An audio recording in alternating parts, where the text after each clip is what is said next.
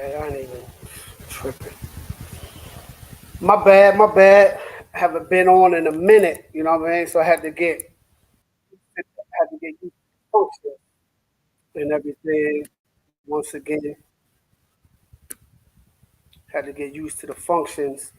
But yeah, it's your man Ablakk is in the building. You know what I'm saying? One half of the Storm Warning show. You know, life has got the best of me and my brother, but we should be shooting the Storm Warning show this Friday. To talk about the upcoming game against North Carolina. I'm not going to talk about what happened last week. That's not why I'm here. I'm going to mix in a little football, but not like that. You know what I'm saying? It's Ablakk Thought. This is Cypher Time. You know what I'm saying? This is Cypher Time. This is huddle around the campfire and let's share some knowledge. So let me jump right into it. You know what I'm saying? So I was watching this video. I was watching this video. I don't know if it was Instagram or YouTube, but I'm not gonna play it. And the title of the video was, if there's anybody here, let me know if my audio was good in the comments. Um, yo, what's up, Tony? Um, so the title of the video was dating, being black and dating in Korea, right? So it was this sister, and she said she met a guy. You know, of course, I guess he was Korean, and she was like, tell me about yourself. You know, what you like? Have you ever dated a black woman? You know, this, that, and the third. And he was like, yeah, this, that, and whatever. But I'm not sure if I want any N-word babies. Now he said the word. She like, huh? What? Come again? And he was like, I don't know if I want any N-word children. So then, like, she said some other stuff. Then the video cut off, right? And I saw this, I think, Monday. So this was on my mind like yesterday, like really like last night. Like I was gonna shoot a show like 3 in the morning, like real talk. You know what I'm saying? Because it started to bring up a lot of other things that I wanted to discuss. You know, a lot of things that I wanted to discuss. Uh, and Pedro Negas is not that yet. You know what I'm saying?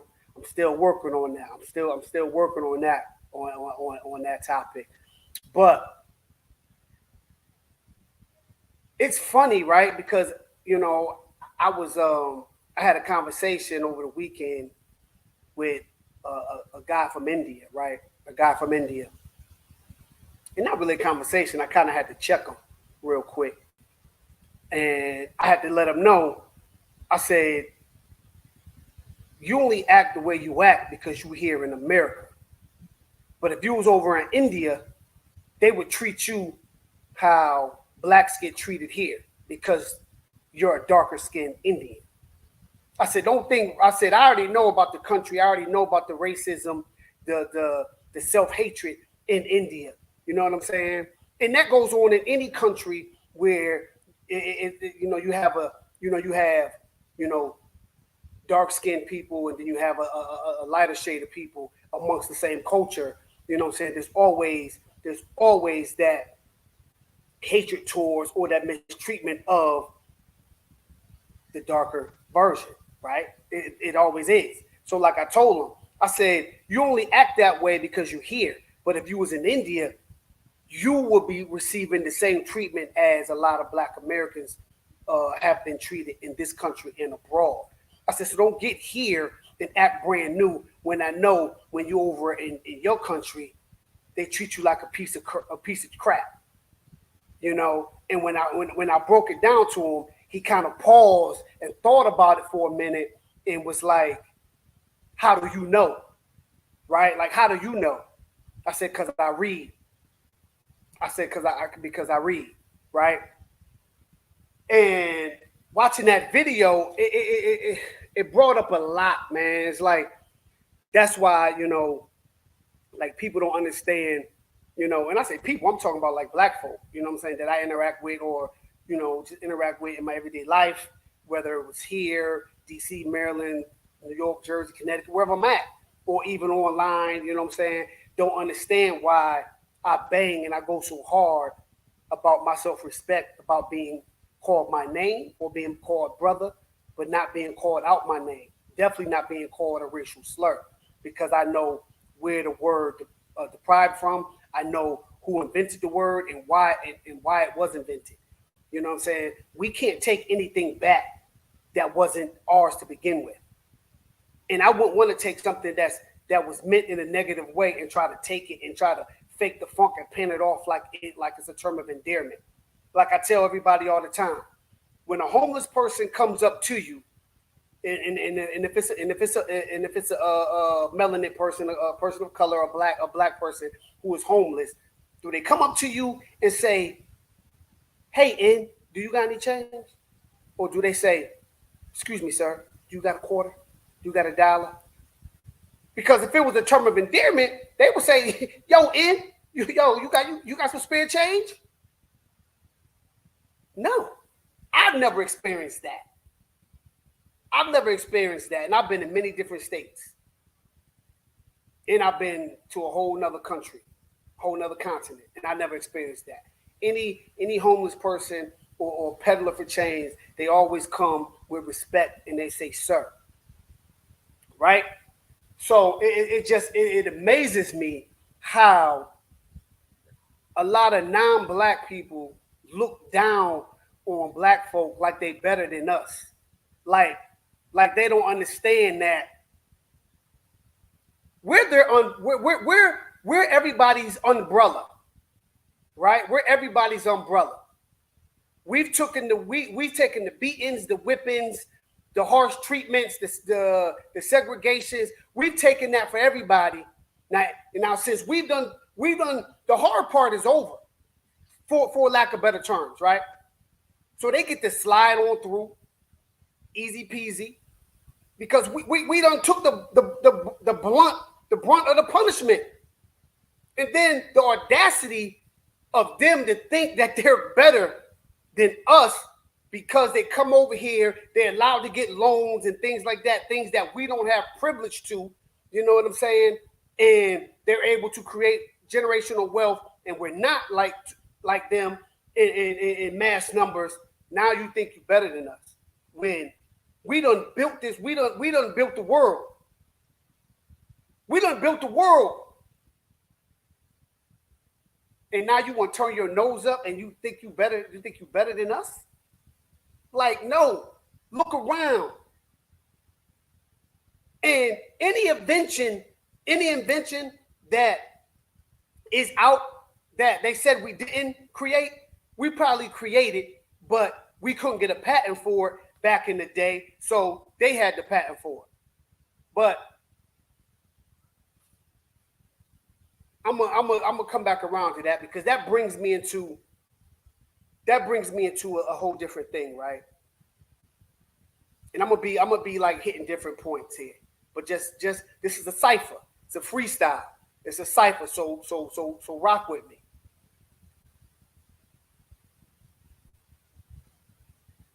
You know, my father, right? My father was my hero.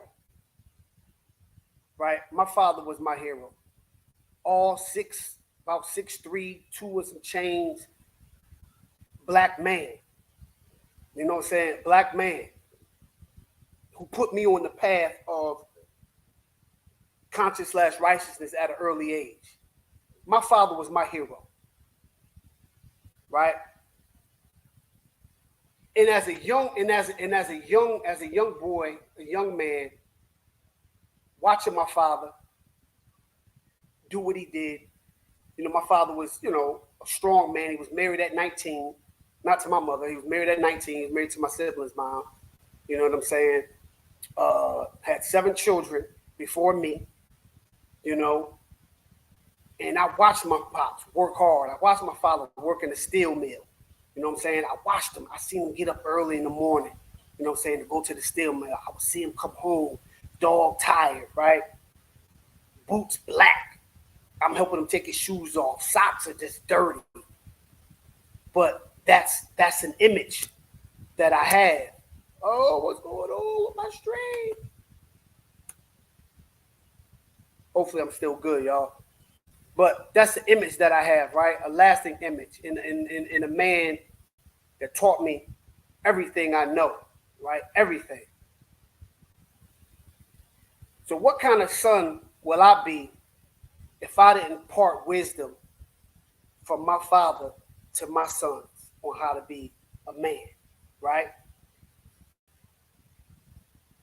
And growing up, I had strong black men around me, from my brother Chan Jack, but to the people in school. Like my 8th grade year, I was around tremendous black men. Mr. Gilliam, Mr. Gilliam, rest in peace. Mr. Henderson, Mr. Head, Mr. Grant, right? I was around strong black men in school. You know what I mean? So I had a presence in school and at home. So now, and I'm going somewhere with this. Y'all gonna feel me. I'm going somewhere with this. I'm going somewhere, so feel me. So I'm out, right? So I'm out on college visits. And before I get to that, we have several black coaches before Dion. Where was Sylvester Crumb's support when he was the first head coach selected to be the head coach of Mississippi State? Where was his support? Where was Eddie Robinson's support, the great late Eddie Robinson of Grambling? Where was his national support of entertainers and athletes? Where was his support? Right? And countless other black coaches. I'm just baffled that all the support goes to Dion, and that's cool. Like he's the first black coach. Where's all the support like this for everybody else, for all the other brothers that's coaching or have coached? Now, I have nothing against Brother Prime as a coach. I have nothing against him. But when I feel a message is only geared towards one part of the black family, and that's the mom, that's where I have an issue, right? Because I've been on visits, and it's always, I've heard, you want to do things, you don't want to embarrass your mom, and you got black fathers sitting right in there, and you're hearing this from a black man, and you're saying, you don't want to embarrass your mom. Well, how about you say, you don't want to embarrass your parents? How about that? Like, let's stop. Like y'all black coaches don't understand how dangerous, how important, and how dangerous that is, that statement. When you only bigging up one side of the black family, that's dangerous. Because you're creating a division, you're creating separation. You know, you're creating a division. I think it has more to do with Dion breaking the stigma of great players can be great coaches. I mean, that is true, but I'm not talking about him as a coach. Regardless, if he's breaking that, but my point was, where was all the support for all the black coaches that has come before him? Right? Where's all the black support that has come before, support to the black coaches that's come before him? Coach Crum was the first black coach at Mississippi State. And we know what Mississippi is about. Where was his support from athletes and entertainers? Where was his support? But I I got one better. So, and I heard other coaches do this too. It wasn't just Prime, right? But the message is, don't embarrass your mom. Do this for your mom. Do this for your mom. Do this. Well, what about the fathers? Because statistically, Black fathers are like one of the most involved fathers out here. So if you don't want to say fathers, why don't you just say, no, you got to do this for your parents. That's the family. That's the family together as a unit. Doesn't matter if the mom or dad are together or they aren't together, but you still saying you're doing this for your parents. That you're doing this for your parents. Because when you just say one, that other one may feel a little slighted, like, hold up. I'm the one that put the ball in his hand. I'm the one that work him out. I'm the one that do X, Y, and Z. Not that we want all that credit, but guess what? Yo, when you're recruiting our boys, we want you to, just like y'all say, do it for dad. Show the black man that you appreciate us. Because Father's Day, we already know, but that ain't nothing but a bunch of tools being showed and grills that they want us to cook out for on Father's Day, right? So like, let's keep it a buck. But so I'm gonna say this. So check this out. That's like I always use this, right? We celebrate Martin because we're told. Because that's who they gave us. Now, Martin Luther King was great. He was good. He was great. But Malcolm is my guy. See, Malcolm ain't revered because they didn't understand the message. And they try to make Malcolm do something that he wasn't. Right? He preached violence. That's not what he preached. He preached self-defense. He preached self-awareness. He teach self-determination, right? He teach self-love, do for oneself, right? That's what he preached. But you don't hear Malcolm talk that much. Even on Black History Month, you don't hear Malcolm talk much. And I still remember a time this was back when I was living in Florida, living in South Florida. I was living in Pembroke Pines. And this when Rap City was still on. This was back in 2002. Actually, it was 2003 because Martin Luther King's birthday was up, and they was doing a show on Rap City, and people had sent in a lot of pictures of Dr. Martin Luther King, rest in peace, right? So I emailed BET. I emailed the basement, and I said, yo, that's great. I said, but yo, I said on Malcolm's birthday in May, I said, yo, I need to see the same love and energy put towards his birthday as a brother Martin. I said, because Malcolm meant just as much, if not more, to some of us out here. Right? I sent that email that same day. 2 days later, when Big Tigger came on the show, and he was like thanking everybody for the Martin Luther King pictures, and he was like, yeah, man, Malcolm's birthday coming up in May. I'm gonna need some of the best Malcolm X pictures. And my cousin was like, yo, you just emailed him. I said, yeah, I did. Right? Because, Malcolm don't get, Fred Hampton, QEP, Bobby, you know what I'm saying? Marcus Garvey, you know what I'm saying?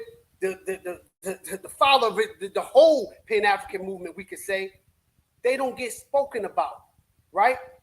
They don't get spoken about. Who gets spoken about is the one that they put out in front, right? They put out in front. So that's like with Brother Prime. You know what I'm saying? Like, yeah, I don't want him to fail, but yo, you have other black coaches out here that's doing their thing, and they're not getting that support. They're not getting that support, right? So me as a father, how can I trust you as a man that you would take care of my son for 4 or 5 years when you don't even acknowledge his father? And I'm not saying personally acknowledge me. I'm just saying Dr. Sebi, yes, and Dr. Ben, yes, Dr. Joseph Ben Yekine, exactly. Dr. John Henry Clark, exactly.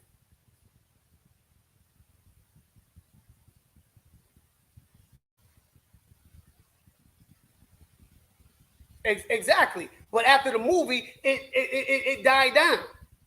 Right? After the movie, it died down. Martin didn't need a movie because that's what they were pushing. You know, and that's what they, you know what I'm saying? But I'm not asking no one, and Black fathers, we're not asking them to acknowledge us personally, but we're asking to be acknowledged. Like, yo, we here in the room. We here. You know what I'm saying? We here. We're present always.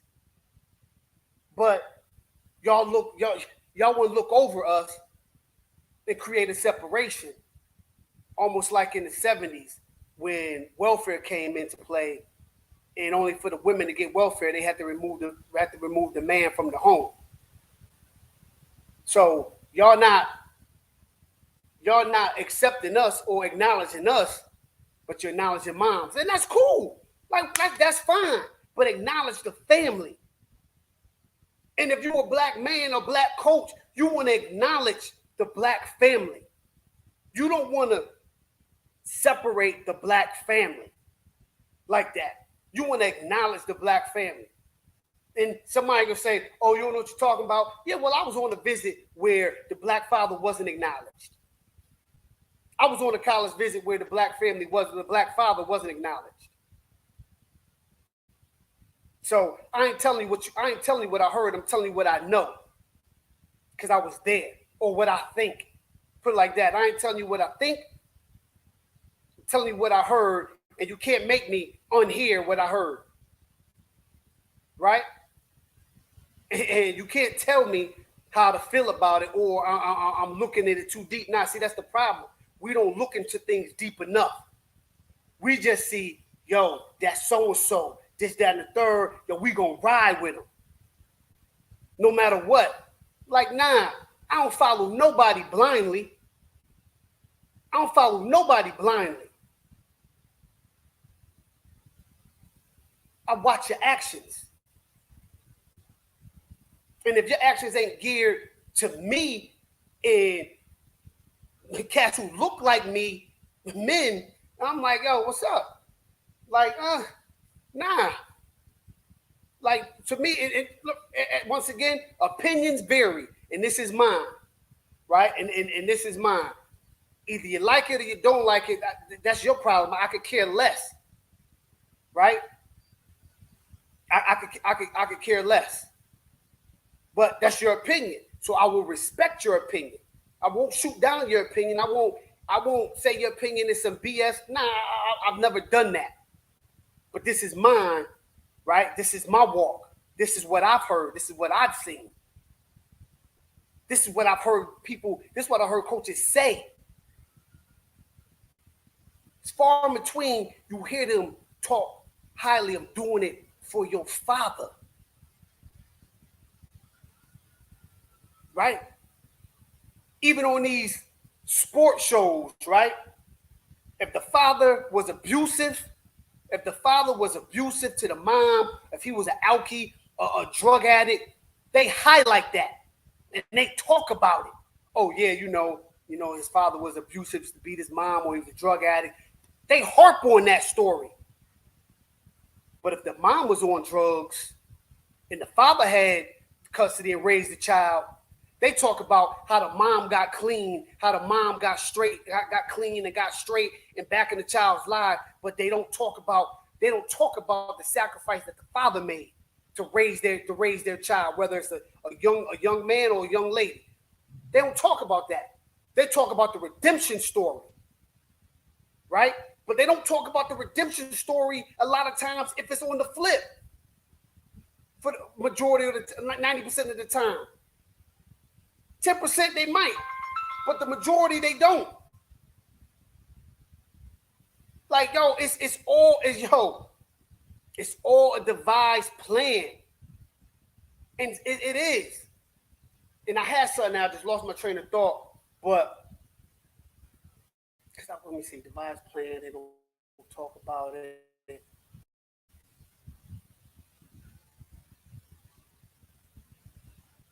But it come back to me. But it's all it's all design, yo. You know, just like in movies, right? Just like in movies.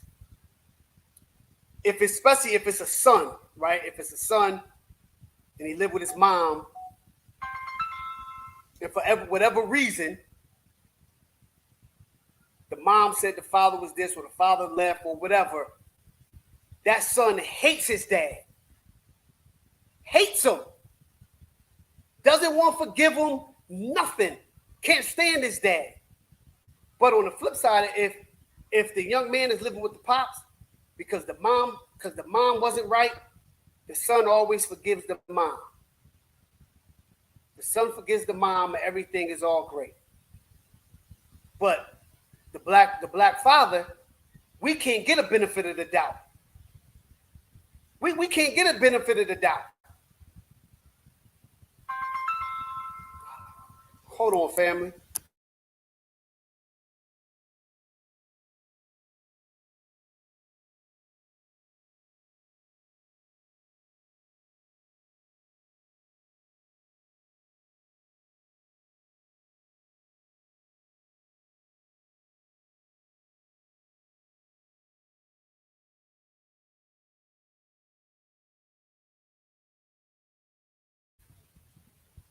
All right, I'm back. But nah, you know, and that's all I'm saying when it comes down. So when we're hired in those leadership roles as black men, we have a responsibility. We have a responsibility. The black man has always been the vanguard of the community.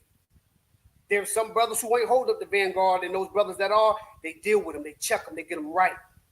That's what the nation did back in the day when Malcolm was first brought into the nation. And like, you know, the great Elijah Muhammad said, I'm not here to teach you Islam. I'm here to clean you up first. The person after me would teach you Islam. See, because I can't teach you Islam and get you in the right state of mind if you're still living dirty and foul. So let me clean you up first. Then that next guy would teach you Islam. So when you're in that position as a leader, and you're as a leader, as a head coach, I don't care if it's youth, high school, college, whatever.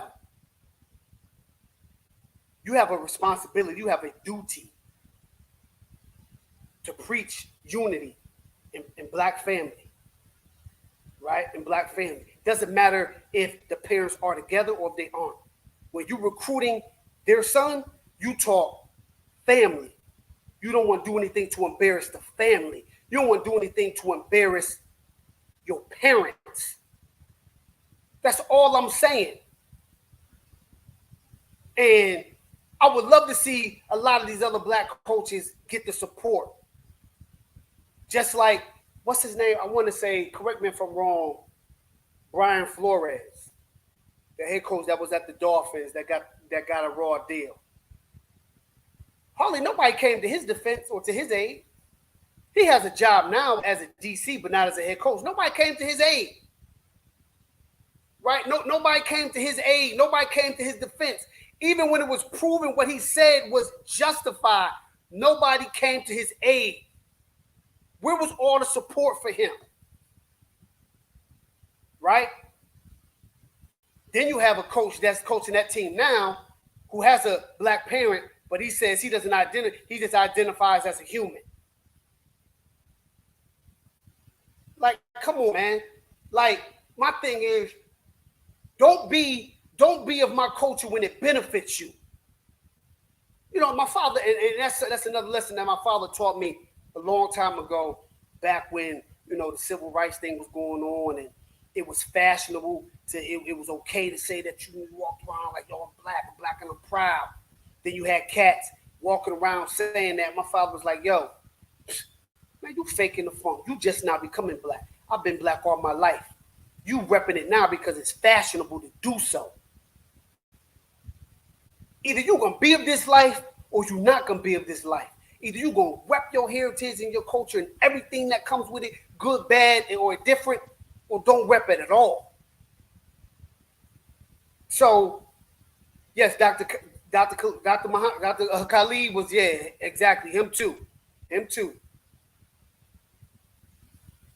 We have a responsibility when we get in those positions as head coaches to uphold the standard of the community. And as a coach, if the dad and the mom ain't together and you do a home visit, and the mom is, and you go to the mom house, call the dad. Hey, Mr. Jackson. Yeah, I'm doing a home visit with your son. Do you mind coming over? I like to talk to you too. I like to form a rapport, a relationship with you as well. Would you mind coming over? 9 out of 10 times, maybe that brother gonna say, yeah, I'll come over and we could talk this, that, and the third.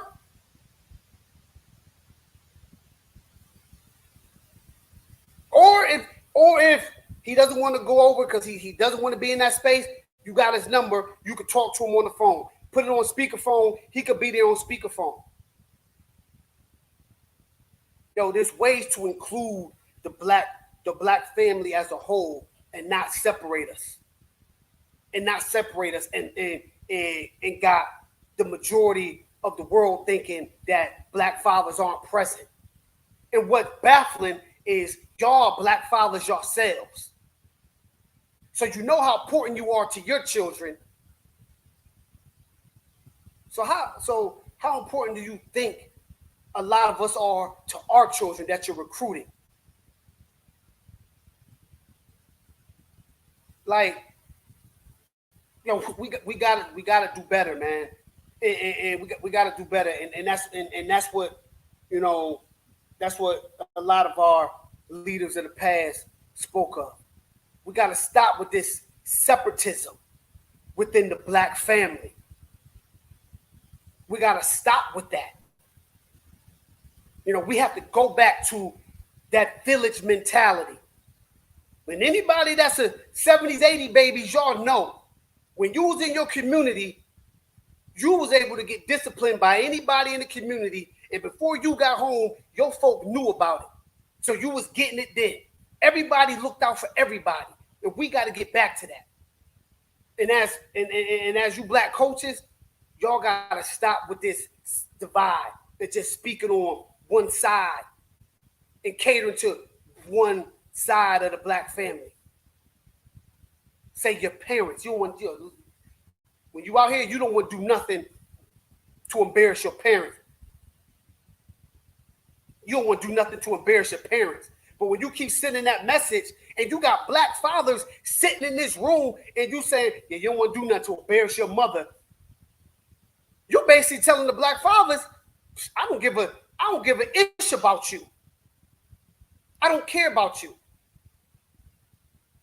And some people say, nah, that's not what they mean. Yeah, really? So why don't they say the parents or say, don't embarrass your mother and your father? Right?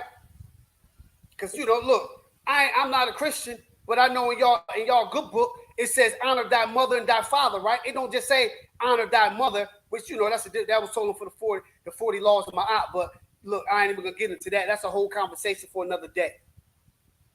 But it does say that, right? It don't say honor thy mom, but I ain't gonna honor thy father because he ain't in the home. It don't say that. It don't say that. Period. And yeah, there are some brothers out here who father children who are not in them children's lives. Yes, that's a fact. But guess what? I've worked in the school system. And it's a lot of mothers that ain't holding up the end of the bargain either. Right? So that thing goes two ways. You got some good ones, you got some bad ones. That goes for good moms, good dads, great fathers, not so good dads, great moms, not so good moms. But y'all keep pushing this narrative. It's all about the moms, right? Do it for your mom. You don't want to embarrass your mom. You know, like yeah, maybe you want to do this for your mom who works a 9 to 5, or maybe, and this is what a coach said, well, maybe your dad is on drugs and you want to get out of that situation. What father got to be on drugs? Why the dad got to be on drugs? Why couldn't it be, the mom working 9 to 5, the dad works, 9 to 5, odd jobs or something like that? Why couldn't it be that? Like this topic is near and dear to me because if I don't speak on it, it rep for the black fathers that I know and the father that raised me. Then I'm no better. I'm no better than those black coaches who separate us and don't acknowledge us. So I'm always going to bang on this subject and go hard on this subject. Right? Because once again, football is what I did. Football is not who I am. I was born a black male that turned into a black man. I wasn't born a football player. Some people that's all they are. That's what you identify them as. Right? You identify them as football players, this, that, and the third. But I could go into any community and rap with anybody. I've rapped with the hardest dudes in Southeast, well, DC, period. Tyler House, Southeast, Trinidad. And when I come through there, I show them love and they show me love right back. I talk to all the children. I get respect. And I didn't play on Sundays. See, I didn't play on Sundays. See, they look at me as a real person because I'm in there affecting change. I'm in there giving them those real conversations. I coached them. I was, if their father wasn't present, I was that father figure. So they would never say they didn't have a strong black man in their life. And even if the father was there, the fathers always gave me permission to do them like they were my sons. See, they can touch me. They can call me on the phone. We could break bread together. They just don't watch me on TV and never meet me and hear me talk a lot of mumbo jumbo. But you ain't never coming. Like, much respect to Santana Moss because he came to Southeast. He came to the boys club several times. I got a picture with him and my two sons. So he came. But I used to always say to the students, yo, any pro players coming to this school to meet y'all? Any of them donating anything? No. Who do y'all see every day? Baba Senghor, Mr. Ashanafi, Mr. Kush, Mr. Daruba, Baba Kush, Baba Ayo, Mama Senghor. Just common black folk that's coming to give that love. Like, yo, if I say, be wary of entertainers, bro, because all they can do is let you down because they in it for them. But like I said, I'm always gonna bang hard on this topic because as a black father, but even before I became a parent, a father,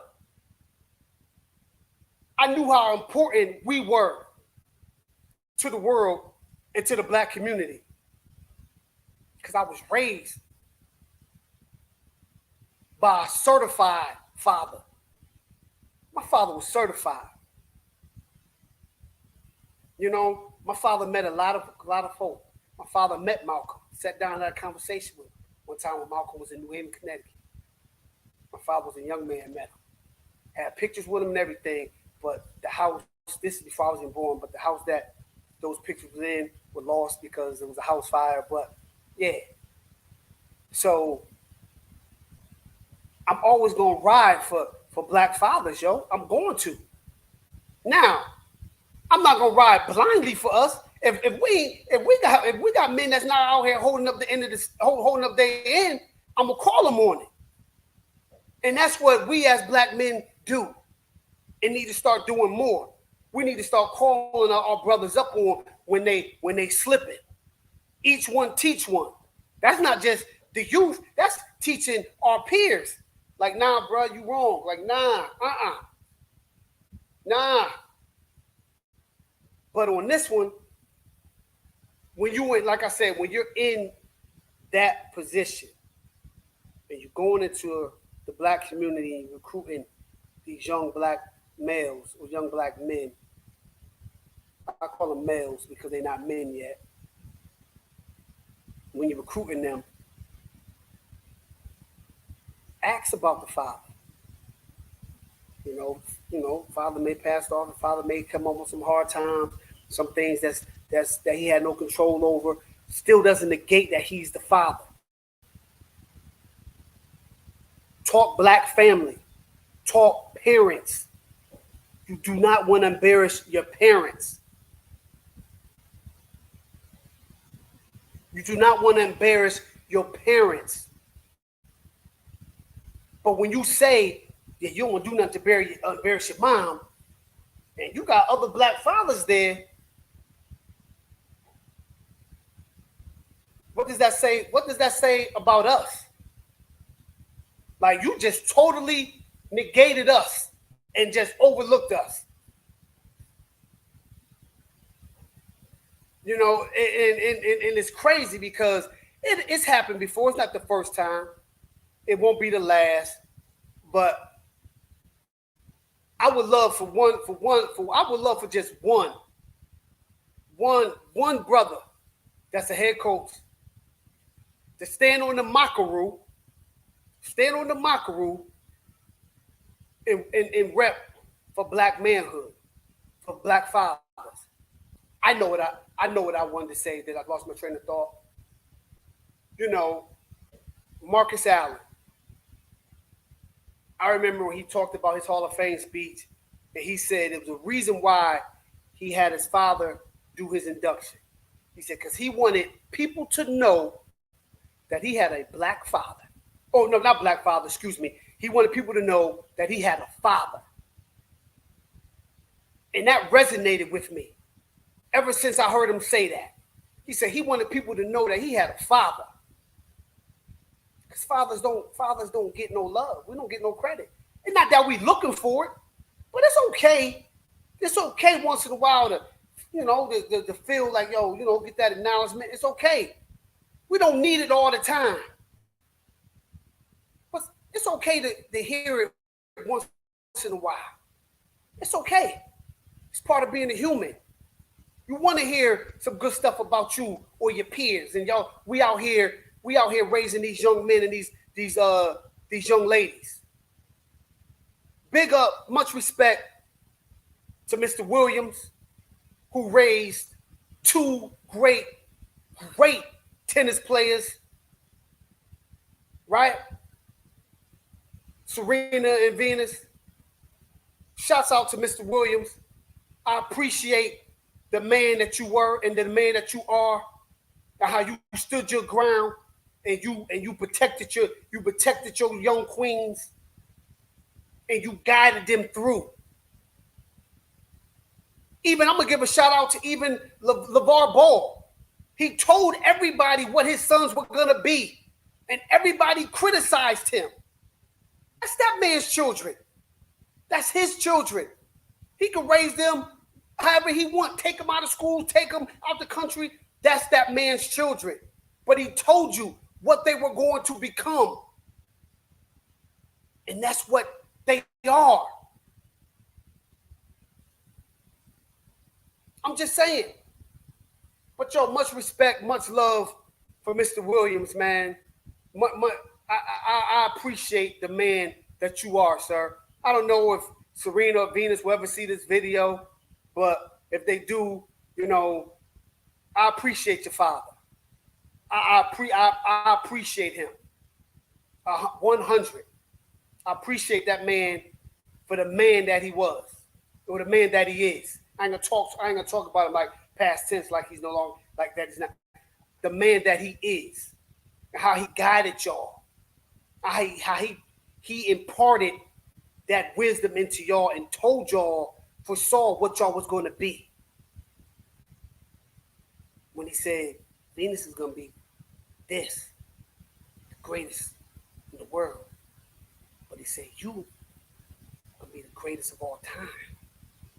To that effect. That's what we do as fathers. That's what we do. Sometimes we're hard to deal with because we're not going to fall for the banana in the tailpipe. You got to come at us correct. With no BS, no con artist. You got to be straight down the middle with us. Because we can sniff BS. And as black coaches, you should want to be straight with us because you're recruiting our sons. You're recruiting our sons. Like, yo, you recruiting our sons, man. So, I'm always gonna speak highly on that.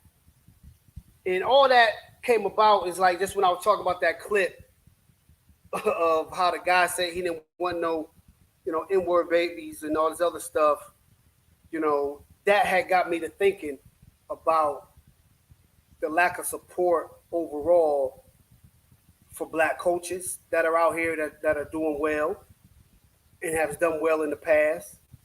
So it just got me to thinking about that we need more of a unified front in supporting all of us, all our coaches. Supporting all our coaches. You know what I'm saying? Supporting every head black coach at the HBCUs. You know what I'm saying? Even in the Power Fives and the G5. Supporting them. Show them that love. Show them that you care. Show them that you're riding for them. Because when we like this, we easy to divide. But if we like this, hey, it's hard. And it's a lot of black coaches that need our support. That need all these entertainers that's going, they need y'all.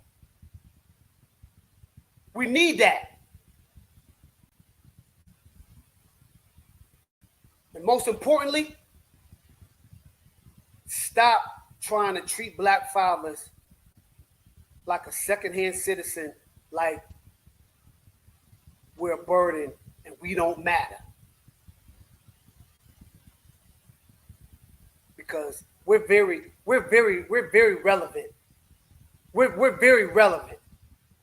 And we're very present in our children's lives, sons and daughters. Very. Some of us are more outspoken than others, but we're present. And like, I'm pretty sure y'all seen it. They could be at a football game. The mom would be there, the dad would be there. They put the microphone in the mom's face, won't ask the dad nothing.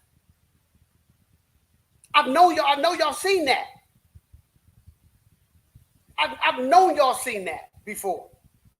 And once again, this is not a slight towards black mothers. I come from a black woman. I love black women. I appreciate what black mothers do. I had like 3 mothers. Right? So I appreciate that. But I'm talking about right now, this is about black manhood. This is about black fathers who get slighted all the time. or you want to talk negative about them on the sports show storylines. Oh yeah, you know, the dad is in jail for drugs or for murder, or he was arrested for domestic violence and all this other stuff. Y'all talk about that quick. Let's talk. Let's do more talking about.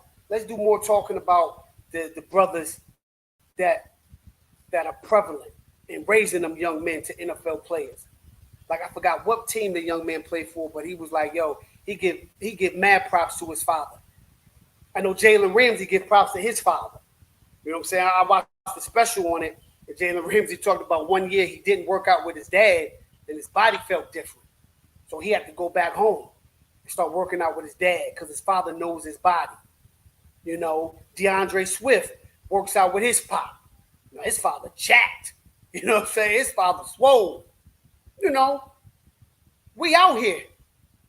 We out here doing that work. You know what I'm saying? We out here doing that work. We out here being makers of men. And as coaches, and when I was a coach, I was a maker of men.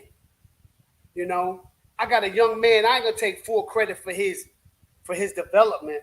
He's at Morgan State right now.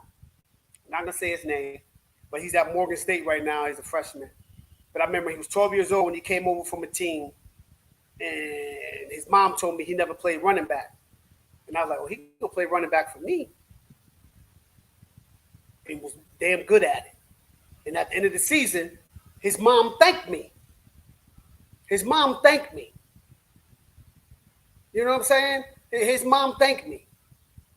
But I got several young men who mothers called on me to go to the school and get their young men right. I had fathers to call me and be like, hey, can you go to the school? No problem. Because it's a village. It's not because that dad couldn't. I just had the flexibility where I can go up there and set the record and get them straight. But when I coached my parents, we had this village mentality. Each one teach one. We gonna look out for each other, right? And as college coaches, as black college coaches, y'all gotta have that mentality too. And y'all gotta speak more to the fathers. Y'all gotta give props to these fathers because they out here and we doing a great job. And there's some of us that aren't, but I ain't talking about them. I'm talking about the ones that are doing that's on the square every day. Like I know several of them. My man Jay, you know what I'm saying? Coach Malcolm, Coach Jerry, you know what I'm saying? Coach Ra, you know what I'm saying? 3 of the best track coaches that I know. You feel me? Kevin, who got a son at the University of Maryland. My brother Jay, my big brother John Jack. That's just to name a few. I know a bunch more. I know several more, but I'll be here all day. My man Supreme, my college man. Like, I'll be up here all night just naming cats.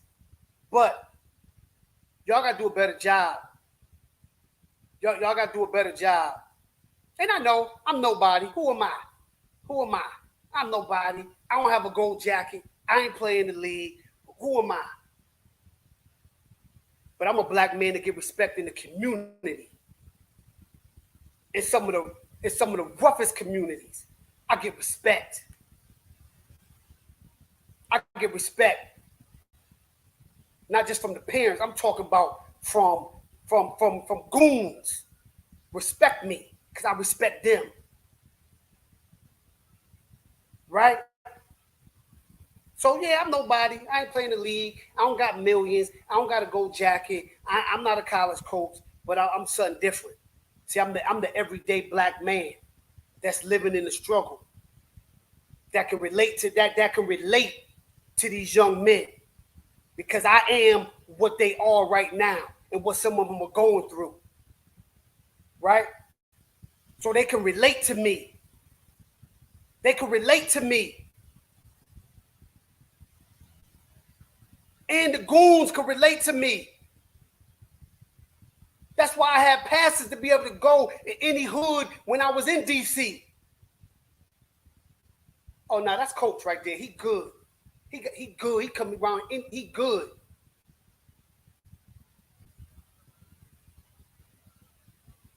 But, you know, I'm nobody. You know what I'm saying? To them, I'm a nobody, but I'm always somebody. Trust me, I'm good. I'm good with who I am. I'm good with who I am and what I do. Because I'm a maker of men. I'm raising two. Honestly, I raised more than two. I raised about 30, 40 of them. Right? From 5 years old, I done had young men that I've coached from 5 until they was 13 and until they was 18 and 17 in middle school, and they still calling me after they done graduated from college for advice. See, because I'm a real dude.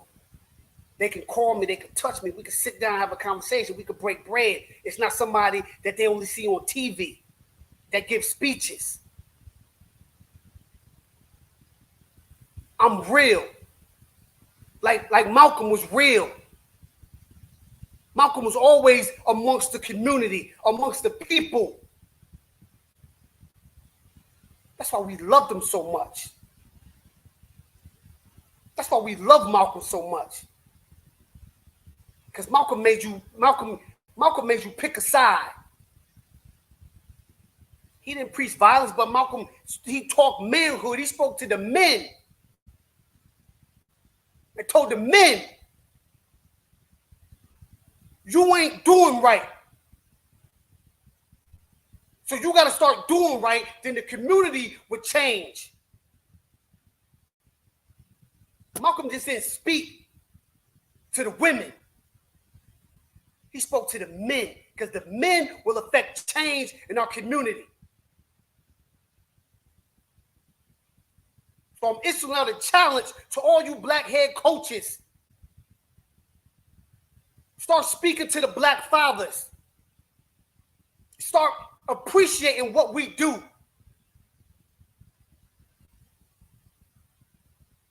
I'm not telling you not to appreciate the moms, but sometimes people like to choose the path of less resistance. Feel me? I'm going to say that again. Sometimes people like to choose the path of less resistance.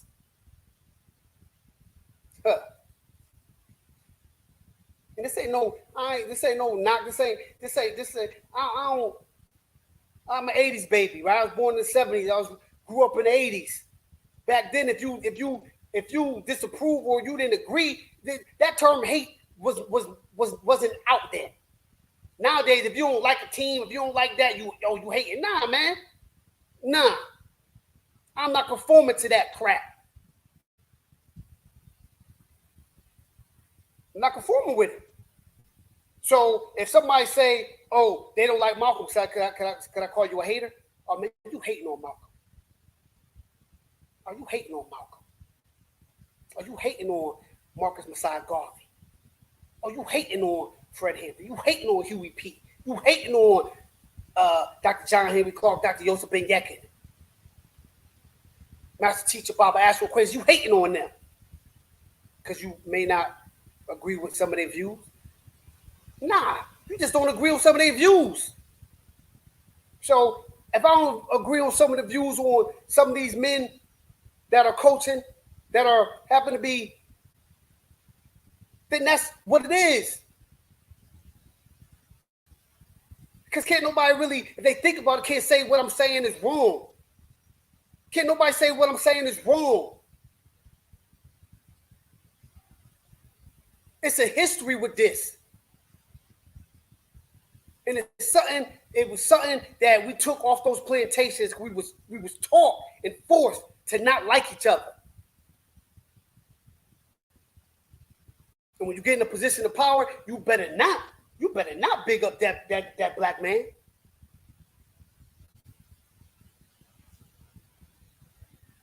So, like I said, black family is important. I don't care if the parents are together or not, but if they're together, great. If not, cool. But the black family, man, woman, and child. Man, woman, child. Black father, black mother, black child. Right? I'm speaking because I'm speaking for me right now. And if you're a black coach and you're not giving the same message about black fathers that you are for black moms, where don't embarrass your mom, don't embarrass your parents. Don't embarrass your parents. You're covering both of them. Don't embarrass your parents. Do it for your parents. They working hard, this, that, and the third.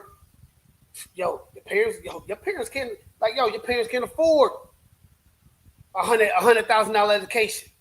So you gonna have to get your grades right. You gonna have to get your game right. So ease that burden off of your parents' back. But 80% of the time, it's always ease the burden off your mom's back. And the wild part is you cats are fathers yourself. I don't know, but maybe y'all feel different than I do. If the roles were reversed, maybe y'all feel different. See, but I had a pop, right? I had a father, and I had a lot of strong black men in the school that I went to, Westside Middle School. You know what I'm saying? And like I said, shout out to Mr. Gilliam, may he rest in peace, Mr. Henderson, Mr. Head, Mr. Grant. You know what I'm saying? So yeah. You know what I'm saying? I had a lot of them.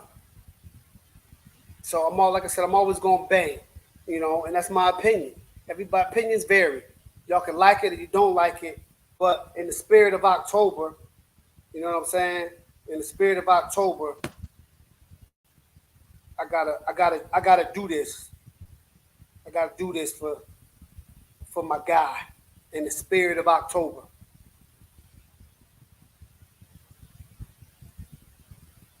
A young boy was born on October 2nd, 1800 from Southampton. The master ain't see coming.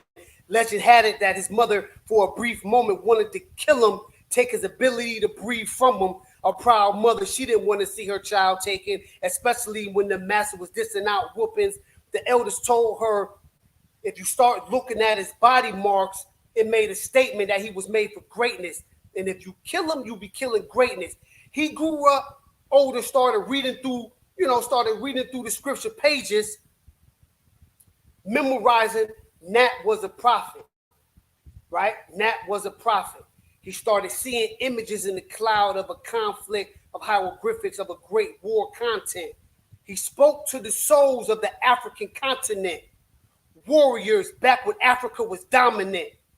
He barked on the liberation, preaching to the slaves that would listen. August 21st, 1831. It was a meeting in the woods for rebellion, led by Nat Turner. Slaves killed everyone. Running with the master was automatic that the sons had to go because they grow, right? Because they grow. And if you running with the oppressor, Uncle Tom's got a separate action. There was nothing sweeter back then for them brothers to take care of the sellouts, and said there was nothing like hearing a Sambo skull crusher. So this is for my black men. Raise your fist, soldiers. Shout out to United Front. And I issue a challenge out to all the black coaches. Stop trying to erase us, because we are prevalent.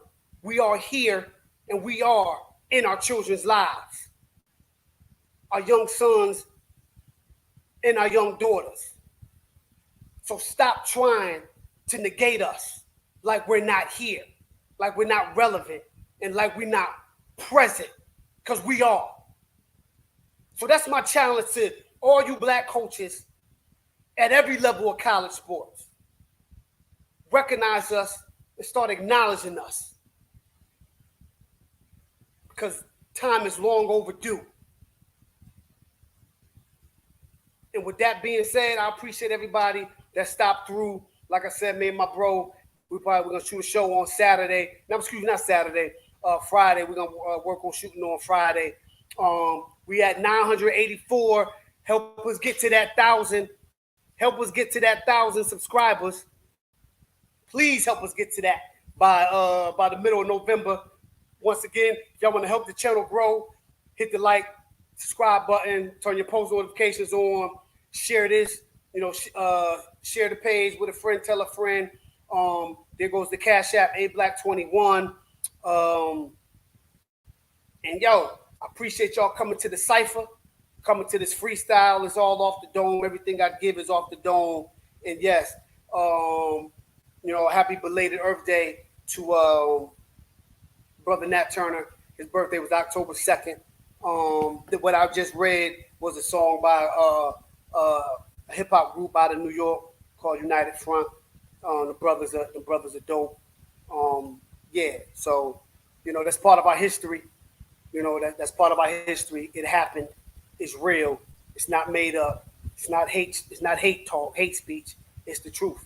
That's what it is. That's who he was. Nat Turner was a real, breathing, living black man. That fought for equality and justice for his people at the time. You know what I mean? So, shout out to him and shout out to the rest of the soldiers that paved the way for us to be here, for us to have some of the things we're privileged to today, and for you black coaches to be in the position that you are today. So my challenge to y'all,